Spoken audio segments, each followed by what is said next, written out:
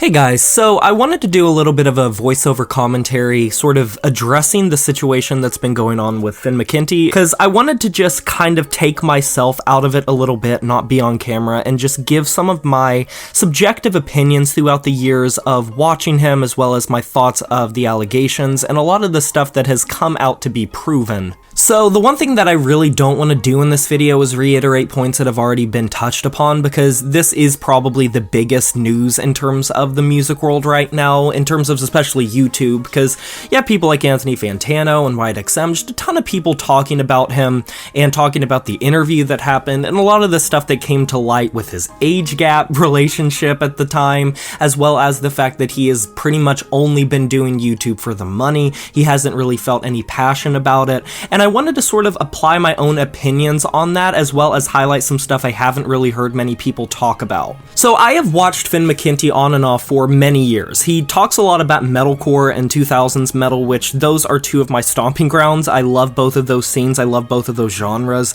and just movements as a whole, and so even though I didn't particularly enjoy his content most of the time, I would see a video now and again that I enjoyed. But the first thing that I want to highlight that, once again, I haven't really heard many people talking about is just his general outlook on music made it very apparent that he had this sort of smug arrogance about him, which was the major reason that I didn't really watch him that much, considering how consistent he was in uploading. I would probably maybe watch 1 out of every 10 or 15 videos, if that, of his. The smugness that he always brought to the scene was something that I never really liked. He always sort of had this arrogance when it comes to being superior to the scenes that he talked about, acting like his knowledge base was higher, acting like he knew more about it than you did, and that his opinion was kind of the gospel. And just his general demeanor and tone, and the way that he would talk about a lot of the music that he would just feel like he always had something kind of negative and toxic to say. And obviously when you're talking about a reviewer or someone that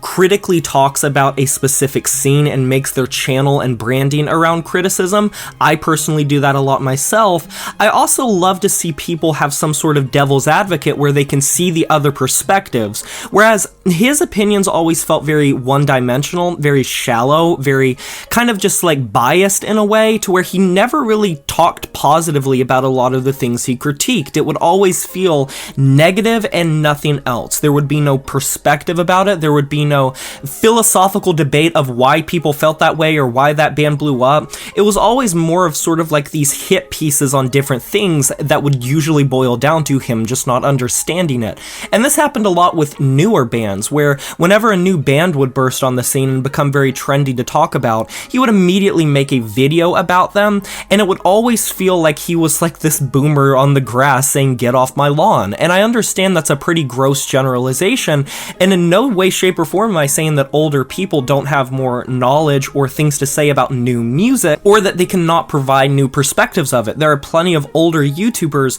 that are phenomenal in this scene, that I look up to, that I love, that I enjoy watching, but Finn McKenty's just demeanor when it came to it always seemed like he knew better than you, that he knew better than the band, and that he just couldn't understand it. And WhiteXM brought up a really good point about how he felt trapped in the past, and I feel like that's a really good way of approaching it and looking at it, because I think he does. The only things he talks about for the most part are older things from his time period that he just didn't like. And alternatively, if he does talk about something that he likes, it always seems like it's skewed through this bias, and as opposed to being about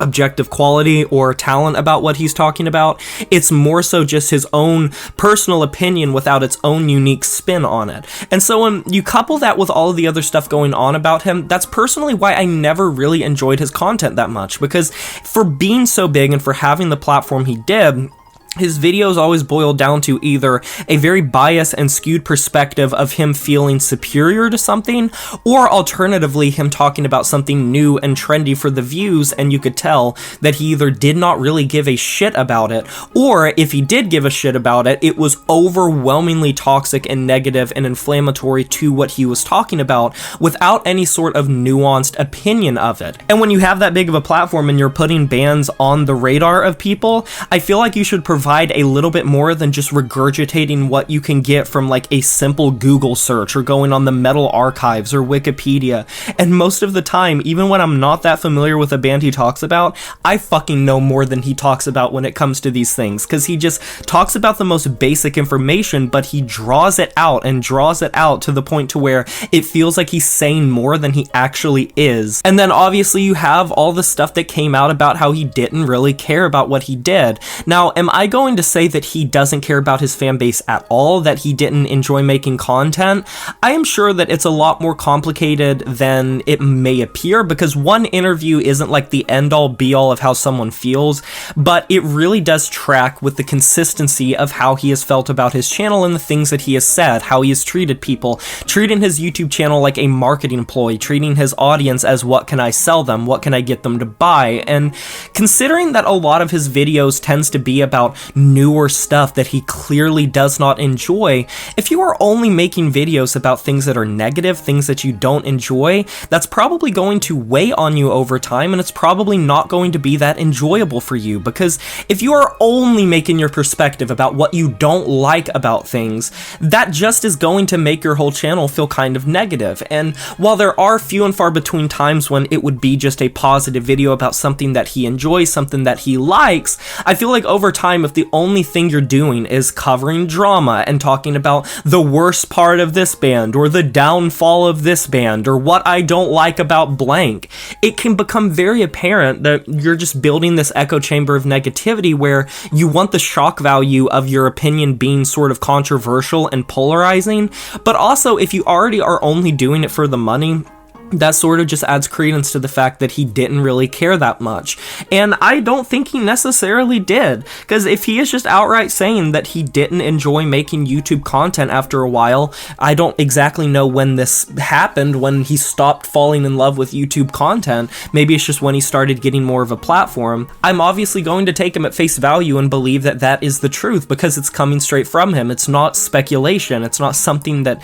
you can really just say, oh, I speculate that this is happening, when it literally is coming from his mouth. And his age gap relationship, that is just fucked up. I don't really have that much to add to this. I think I've made my stances very clear on that. I think age gap relationships are gross, are weird, are disgusting, especially when it comes from what he did. I mean, the fact that he was talking to his wife confirmed when she was like 16 or 17, and at least we have confirmation that he got with her when she was 18 and he was in his like, what, late 20s? Yeah, it is legal, but legality doesn't really make it any less creepy. And so it all kind of comes together to make this really fucked up story where there's not that many redeeming qualities about him. And it's disappointing because he is one of the biggest, or at least was one of the biggest people. And so him backing out and quitting conveniently when he has all of what he's wanted to get and just dipping, I'm not really surprised. And I think it's a double-edged sword, because on one hand, he is leaving behind his fan base and all of the time, effort, money, energy that they put into his content over the years, and he obviously can't really address many of the allegations because he's just leaving pretty much, and I don't really know what the full status of that is going to be, or if he's going to bounce back at some point. Maybe if he fucking needs money, he'll come back. But I also think it's a double-edged sword because it's kind of good that he's leaving, because he doesn't get to string people along anymore. He doesn't get to try to sap money out of people and make people spend all of their time watching a content creator that clearly does not have the passion for what they talk about very much. And I think that that can be a very good and a very bad thing, and it just depends on how you feel about him and how you feel about the situation as a whole. But overall, I just think it's a very sad story. I wish I could sit here and say that he is a terrible person, that he is a monster, and while I am very disappointed, and I think a lot of the shit that he did is very detestable and kind of sick and a little bit twisted, I don't really think that he's just like a monster. I just think he's a shitty person, and I never had many stakes in him to begin with, because like I said,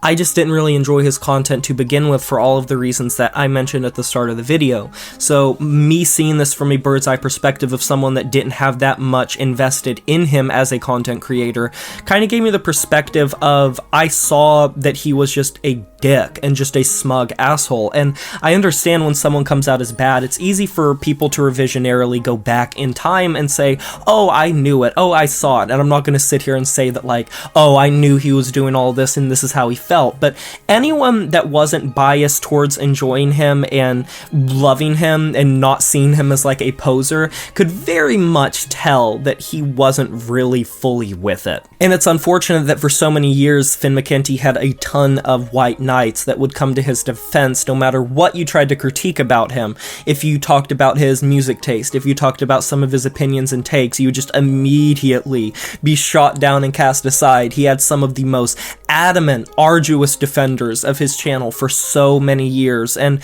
it just makes me sad that those people were so much more passionate about him as a content creator than he was about his fan base or about his craft, just full stop. What are your guys' opinions of the Finn McKenty situation? You can let me know down in the comment section below. I can't wait to hear it. Be sure to like this video if you enjoyed it, subscribe to join the review family today, and smash that notification bell to be notified of my future uploads. You know who it is, my name is Jay Morris, and I'm signing off saying farewell.